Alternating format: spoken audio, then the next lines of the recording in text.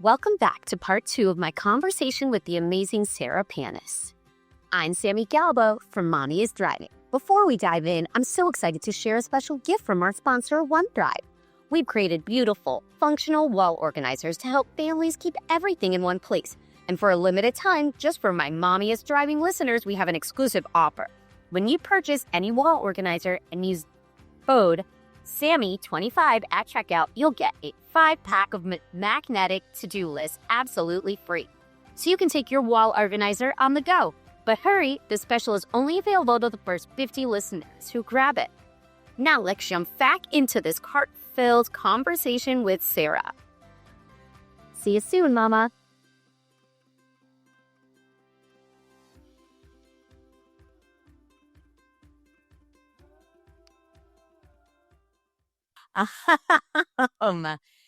But for you, like that changing of your perspective and finding that inner strength, like what assumptions did you have before becoming a solopreneur and diving full-fledged into that? Like, were there like limiting beliefs and values that you thought that you would have beforehand, and then you kind of changed the way that you had to think about that in order to kind of move forward and become that best version of yourself and that best CEO of your own brand?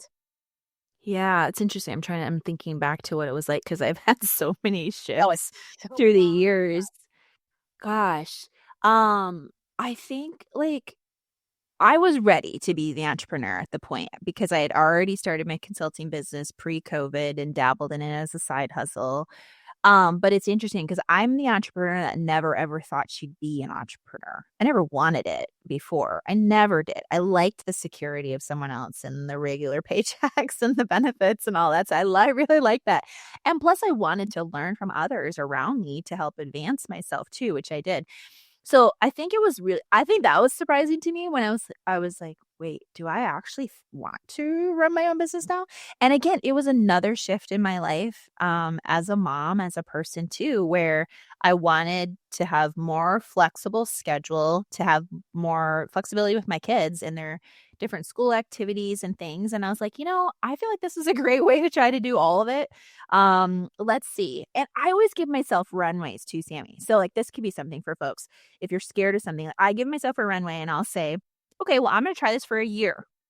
If it doesn't work, I'll go back to corporate. Like, that's okay, right? I'll chalk it up as lived and learned experience, and I'll look for a job from someone else. So, and I do that with my podcast. When I first started marketing with empathy years ago, I was like, I'm going to do this for a year and see what I learned from it. I started a second podcast. I just launched it a few months ago called Keep Kids Safe. That's very different, not marketing related at all. And then same thing. I'm like, I'm going to do this for a year and see what I learned from it. So a year is kind of like a nice for like big things. I feel like it gives me enough a time to assess if it's good or not. Sometimes your runway may be like 3 months. You're like, let's see what this happens. Like we'll give this a quarter and we'll see what happens. If it doesn't, we shift. So there's all these scenarios. So it takes some of the pressure off because it's not like you're pressuring that you have to do this for the rest of your life. So I just really look at it now as it's all an experimentation. Life is just about experimenting on things, and we get different data points that help us learn information along the way. And is this good? Is this not good? Is it working? Is it not? Right. And then we go like from based on that. So that was a huge thing because I used to be such a perfectionist when I worked in corporate. Everything had to be just so. And part of that was because that was the expectation within the environment, all the reports and just everything, right, had to be just so. And I've very different now with my own business where I've learned you get a lot more traction out of it. It's not about perfection. You need to take action. It needs to be smart and informed. But now I'm not trying to make everything 100% perfect before I get it out into the world because I've learned painfully so. Like I've wasted a lot of time on projects and courses and webinars and different things that I've created that nobody bought and nobody attended. And I'm like, goodness, I should have just promoted the idea and seen if anyone was interested. And then if they signed up, then created it. I've learned that. That's like this entrepreneur mindset of like, okay, see if people are interested first before you put so much time into making something. It's just a different approach. And it just protects your time so much more, which as moms, gosh, aren't we so busy doing things all the time? So anything I can kind of soft sound now, I love that approach because it just helps me manage things a little bit better. I love that. I love that you kind of take like the scientific approach into life and like that it is all kind of an experiment and figure it out. And like you have an overarching thesis that you like figure out and then your hypothesis is X, but you never know if that's going to happen. And my brain totally works that way. So I totally get it. I love your like 1 year timeline. I think for me, like I focus very like I'm very narrow with my focus. So like me, more 3 months, 6 months, 9 months, 1 year, like that's kind of the way my executive functioning needs to be, just because Mhm. I'm very short-term focused.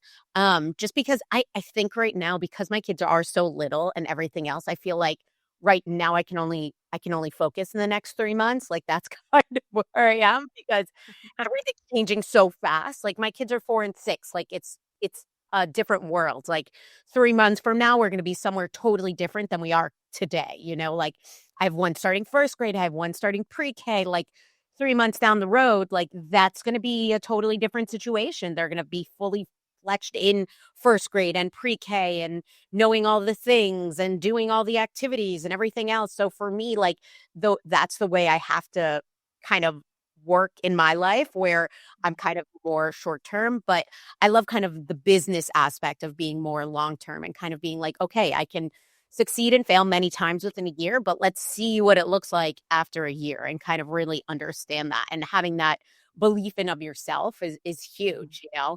Uh, Talk to me a little bit about your executive functioning because I know you said you are so organized and everything else. How does that work in your home, in your mom life, right? Like I know so much in your business you are very structured and everything else. But I know so many of us struggle with bringing that into home and our mom Mhm. life and how we parent and live with our kids and spouse and all of that. How do you stay grounded during all of that chaos? Okay. So, yeah, gosh, like to like help functioning at home, like my work and personal life collide because everything's under one roof. Everything's here in my house. I work from home. And so, a couple of things like work wise that really helped me is one, I created like the CEO weekly setup sheet. It's just a one pager and it allows me to, write in what am I going to focus on each week.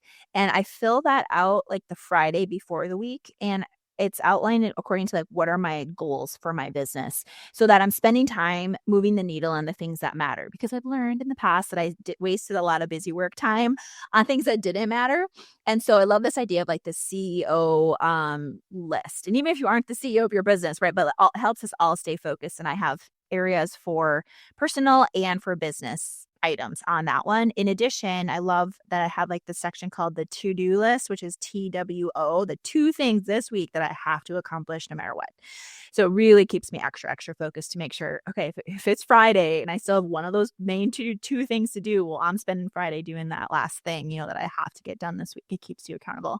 I also use ClickUp to help me organize like my to-dos and things for larger projects that have a lot of steps so that project management tools like that help keep me really organized in addition to my Outlook calendar and putting blocks of time for things that I know I need to do. I also love batching time. So if I know, for example, like with my podcast, if I know I have batch times of when I record and when I edit my podcast so that it frees up other days for other things or with specific client work. I'm going to say, okay, I'm going to focus on this client all day today versus another client another day. It just helps me balance that. And then personally with my family, every Sunday, we during one of the meals will all start a conversation and be like, okay, well, what's coming up this week, or this week we have X, Y, and Z, and so I'll bring those things up for my kids, for my husband. Daddy's out of town traveling because he travels a lot for work this week. So then, okay, kids, what do you want to eat this week? Right, like I have those conversations.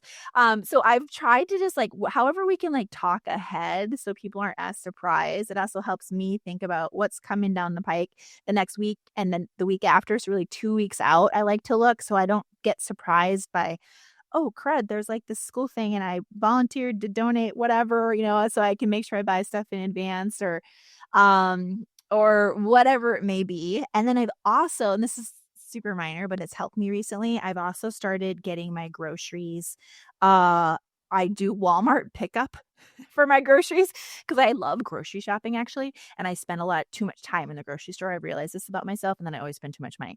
So I'm like, okay, well, I'm just gonna like I use the Walmart app for my groceries as like my shopping list. And so anytime I need something, I'll drop it into the cart, and then every week I do groceries, and then I put it through, and then I drive up and pick them up. It keeps me out of the store, and I'm not spending a lot of extra time, and I'm not spending a lot of extra money on groceries. Little things like that, right? So I've been finding out these like little ways here and there of how I can save time and money and prevent chaos within our family dynamic, balancing work and family. I love that. I love that. The balance of the work and the family. I mean, I was going to say, like, do you find now that you work from home, you are the CEO of your business as well as your home. And so how do you balance that? Like, are you like work off, family on? Like, are you that type of person? Or are you kind of like, no, I can kind of meld everything together and be present and still be, because I mean, when you own your own business and you are a solopreneur, like, you're at, always on, right? Like you are on when you say you're on, right? So Yeah. talk to me a little bit about how you balance being a business owner and being a present mom at the same time, especially, in between, right? Like the summer breaks and the things like that. Like how do you do both? Yeah, I know, right? How does any of us do both? We figure it out as we go along. Um, for me, it's look, I definitely blend the two, because like right now, I know as we're recording this, it's summer, and my kids are home with me all summer while I'm working, and this has been trial and error over the last several summers of kind of finding the right balance with this. I have a whiteboard, and we have a section for each of my kids and then me, and I'll write down like the key things I want them to accomplish that day, and then I have my section so they know when I'm in meetings, when I'm unavailable, and they know if the doors behind me in my office are closed, they cannot come in. Like that means mommy's in doing business, do not come in. So, and then like the night before, like last night before we recorded this, I said, okay, mommy's got a podcast interview in the morning, do not come into the office when so I just like emphasize things. So I set my guardrails, I guess, my boundaries of like, okay, this is okay. Not, I remember when they were really young, I literally had to tape like a piece of paper to the outside of the door and said, do not enter, because like at like loads at their level. So they knew, oh yeah, because I had so many times we would just barge in. So that's been learned over time. Like you were the guy on CNN whose kid just came in, like with no pants on. Like those were my favorite COVID moments because it was like so real. Like that's what we were all dealing with, right? Like I had a toddler come into my office during any Zoom meeting. It could have been with any big client or something. Like I worked a lot with QVC and HSN. And when I kid you not, they were like, oh, look, it's baby Winnie. I was like, yes, it's baby Winnie. Like Yeah. she would just part of my meetings.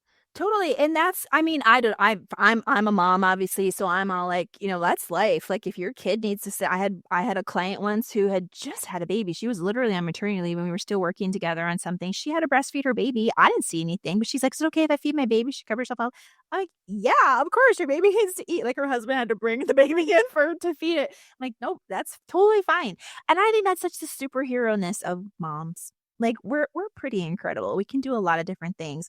But for me, it's about, I guess, essentially blocking the time. So I'll be like, okay, this is mommy's work time. And then I'll find breaks where, like for lunch, we'll have lunch together each day. I'll find those moments to obviously come out of my office and interact and engage with them. So I have a 10-year-old daughter, 13-year-old son. My teenager is much more fine with just kind of being on his own. He probably appreciates that I'm not like hanging around him all the time.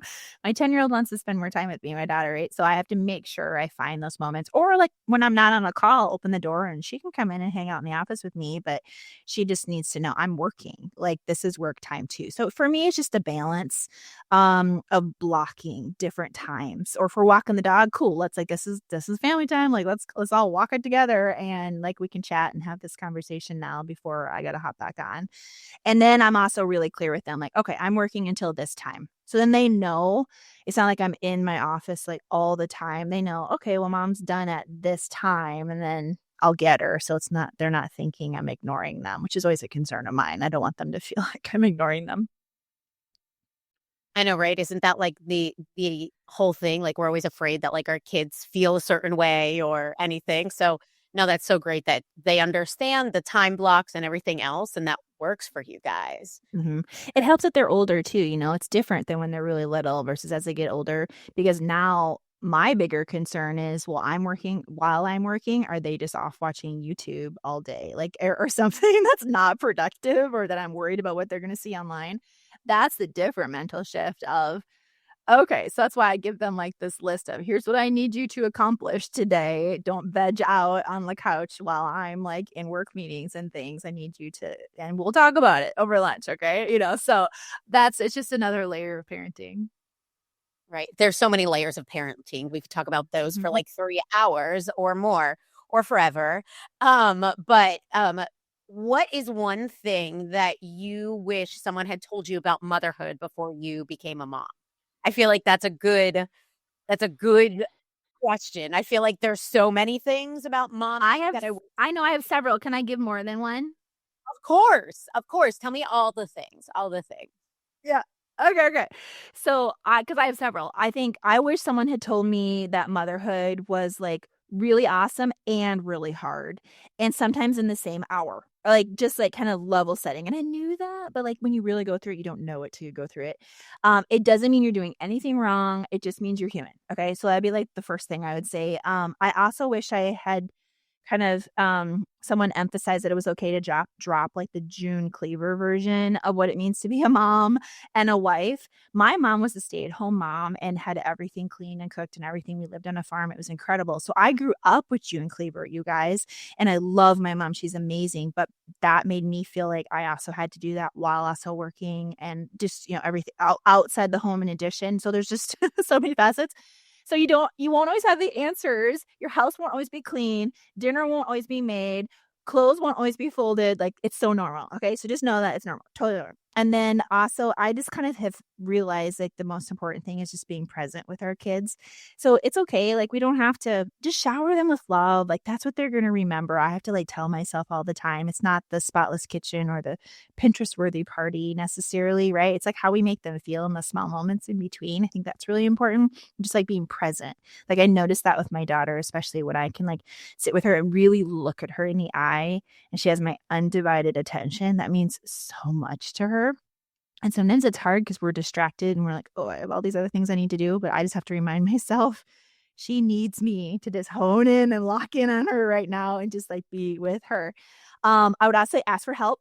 Don't try to do it all alone. We are not weak for needing support. It's okay. I hated asking for help and support, in the beginning. I still do to some degree. So that's something I'm always actively working on because I think I can do it all. So that's, just being honest here. Like, that's something I always struggle with. And then my last one is that I've realized is with AI. Actually, if I had a new mom, and I was talking to her, I would say, if you ever have, like, a really tough conversation that you need to have with your kid or your partner, ChatGPT can be a great sounding board. I have asked it for help framing up conversations like, hey, this happened. I need you to act like my family therapist right now. And have Christian values because my faith is hugely important to me. And I'm like, how help me think about how I can frame this up in a way that's going to be productive, and also help me think about maybe what kind of questions or pushback I'm going to get to help me again prep through, like, how this is going to go. And because there will come those moments where you have to have a really hard conversation that you're like, crap, I never wanted to have this conversation with them. I didn't think this would happen, but it will. And, for me, I'm like, I don't know what the hell I'm doing half the time, right? As a parent, we just figure this stuff out as we go along. And I've, like, miraculously found ChatGPT to be really helpful from that perspective of, like, okay, that's actually a really great way of wording that. Like, I'm gonna memorize that part and incorporate that into my talk. I just had to do that with my teenager recently, and it was so helpful of how to have this really difficult conversation that I know I would have completely fumbled through before, but it ended really well. So that would be my other thing. This is like a beauty of another way we can use AI to our benefit as kind of our little assistant to help us parent too. I love that. I want to go use it right now. For us, the big conversation. So we just came up on the 3-year anniversary of my mom passing away. And my 6-year-old is very much the question one. He has every question, like he has to be like a philosopher or something because he has more questions than any tiny human I've ever had in my life. But um, he's also my firstborn, so there's that too. But he's like, Mommy, are there cars in heaven? Sure, Brooks, there's car. Why do you ask, Brooks? Well, I want to know if Gaga has a car because I know she always wanted a red Mustang and she didn't get one while she lived on Earth, so I'm hoping that she has one in heaven. It's like, That's sweet. yeah, questions, and I'm like, I think so. I hope she does. Yeah. Sure. And so yeah, so it's like all in the moments, you're like, I have no idea what to say, and I could ask 100 different religious people what their thought process on that would be, but like we just kind of figure it out, right? Like he is my child of heart. My little one, no hard questions yet, thank goodness. But Okay. big, They'll come, right? Like it shows that their brains are working and processing the world, which is good. right? And it'll be her questions will be so different than his, but he's just very much like he's an old soul too, so it's just so interesting the things that come out of his mouth. But yeah, no, now I want to go ask ChatGPT all the questions that he asks me because they're incessant, especially at 9:30 at night. Those are usually when I get all of the questions of the world. Yes. Wait till they become teenagers because, and I've talked with parents that have teens and older, and it's like, their circadian rhythms change. So they want to stay up later at night. And it's interesting is your teen will come to you later in the evening, and that's when they finally want to open up and talk. And I've just realized and I've learned and heard from other parents that have done this before me. It's like, be there. Like if that's their time, it's okay if it's your bedtime, but that's their moment when they want to talk to you, then you let them talk. Because man, being a teenager in today's world is a lot different than it was when we were teenagers, just by the evolution of so much stuff going on. So, so it's like that's interesting. So I'm starting to see it now with my son. I notice he's a lot more open at night than he ever is in the morning. So I just, we evolve, we figure it out as we go along. But I love having AI as like my little sounding board. It doesn't mean it's the parent, obviously, but if it can give you a couple sentences that are awesome to say or questions to probe on, that helps me so much. So yeah, use that. It's great. I love that. I love that. I feel like that's like such a big win right there. Like the to help you thrive even better is use the AI, use all the AI and it'll help. Like, even if it's just like, no, it's not our therapist, but like it's just another person to talk off with, like there's some times during the day that I'm like, I wish I could just call my mom and ask her a question and I don't have that. So I'm like, well, yes, I'm going to use ChatGPT as my mom sends sometimes, Yeah. And there's no shame in that. That's like a version of asking for help versus just staying isolated in our heads and thinking something through. Just remember to obviously apply your humanness to it because it is AI. So you take what makes sense to you and leave what doesn't, of course. But yeah, definitely been helpful for me. I love that. I love that. I was just going to ask you what a recent small win was, but I feel like the AI one is really a big win. So, okay, tell me a small win that made you feel like you were thriving recently. I think, well, just this summer, I feel like it's been a good summer in terms of being able to work and balance the kid daily drop offs with my work. So I've been feeling pretty smart about that one. I'm like, yeah, I got this. I can drive them to this thing and then get back for my meeting. And just the balance of that juggle. It hasn't felt super chaotic because I didn't overextend the kids this summer either. So it just feels like a nice balance where I'm like, okay, I feel like we finally figured out the right flow to keep them having some fun things to do, but then also allow me to be able to continue to focus on my work.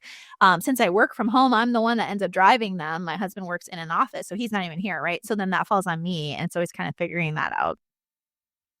Oh yeah, no, the pressure of overextending our children. Oh my gosh, the sign up for the extracurriculars and doing all of the things and that pressure. Man, I'm like, I don't have it anymore. I'm like, screw it. COVID like really reshifted my thinking on that one. It's like, because kids don't thrive when they're too overextended, just like we don't either. So it's all about the balance for sure. Love it. I love the balance. All right. So what would you say, Sarah, because you have found your power of the third choice, then you've made those decisions when you've been at that fork in the road. And what would you say to the mom listening who feels that they're really standing at that fork in the road with like only two directions to go and that power of the third choice? What would you say to them? You are strong and powerful and resilient. Remember that. You've gotten yourself through other hard times in the past. You can figure this out, but you don't have to figure it out alone. Talk to someone else about it, because that's what helped me. It gave me perspective when I brought up just like how I was feeling and like my two options. What do you think? Do you think there could be a different scenario? Just like ask other people that you trust to give you feedback and help you see your blind spots. Like that's really, really helpful. And just even just asking yourself, is there a third choice I'm not thinking about here? Can just be so freeing and open up some things and listen to those limiting beliefs that you might be telling yourself in your head of why you can't do something, or why you don't want to try to do that thing. Cause it might give you a little push to observe that thought and to say, is this true? No, this isn't really true. Like I can work through this. And it just helps us sometimes to just understand that thought is even there to help us overcome it.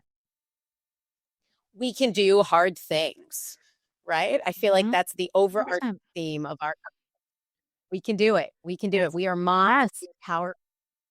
And anything that we say we can't do is just us saying that we can't do it because we can do anything we put our mind to. Okay. I built a Yeah, we're swing. stronger than we think we are. I did it. I am mom. Hear me roar. Yes. Yes. Yes. We can do it. No, I love it. Well, Sarah, thank you so much for this conversation today. I think that we definitely resonated with many moms that are out there and many people that are moms, but just stumbled across our podcast and wanted to know more about the power of the third choice. And really, I think it was really eye-opening for me. I think that there are always more options than the ones that we create for ourselves. And sometimes you have to go talk to someone else so that you can recognize that other option. So I think that was really eye-opening. And I really thank you for taking this time, Sarah. You are an amazing person and I love having you in my corner. So thank you so much. And thank you to all of our listeners. We definitely we all have work to do, but I think we all take this step in the right direction. And even if just listening to how we walk through our lives, I think that can help just one person, right? Mm-hmm. Absolutely. Yeah, mamas, let's keep thriving. You got this. We got this. I think that is our overarching theme, right? We got this. And even when we don't got this, we got this. We'll figure it out. Everything's figure outable, right? Like you'll figure it out. Exactly. Exactly. And we can do it together as mamas. Power to the mama. Well, thank you, Sarah. I respect the everything out of you. You are one strong mama and you give me inspiration every day. So thanks so much for all that you do in this space. And your podcast is fantastic. Sarah's podcast is Marketing with Empathy, and she does have her second podcast. What's that one called, Sarah? Yeah, so that one's called Keep Kids Safe, which might apply to a lot of your listeners, which is all about helping. It's specifically geared towards helping Christian parents understand what the heck we can do to help keep our kids safe from like online exploitation and all the icky stuff that's going on in the world right now that we should just know about. So I have all these experts that come on and share so many different great tips. And each episode is super quick. They're less than 20 minutes. And you'll always walk away with an action step of something you should know about. I love that. I love that. Definitely. This world of technology at our fingertips is a scary place, but I love that you're doing your part to try and help keep our kids safe in that environment. So thank you so much for all you do. You are amazing. I love you, Mama, and we'll talk soon. Thanks for listening, Thank everyone. you. All right, keep thriving. Bye now.